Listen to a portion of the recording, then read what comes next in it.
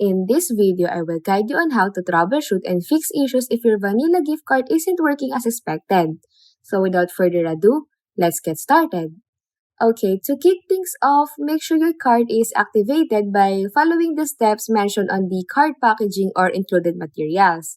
This is a simple but crucial check to ensure your card is ready to use. Next step is to make sure to verify that your card information is spot on. So give the details a double check to ensure that there are no typos or errors that might be causing the issue. So take a moment to confirm the accuracy of the card number, expiration date, and CVV security code when prompt.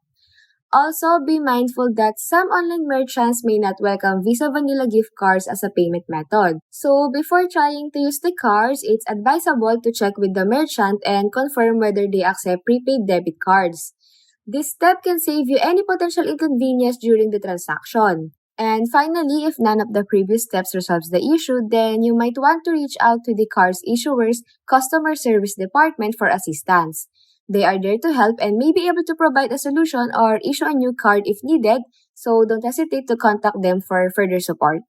And that's it. If you found this video helpful, don't forget to hit that like button, drop a comment, share this content, and subscribe for more guides and tips.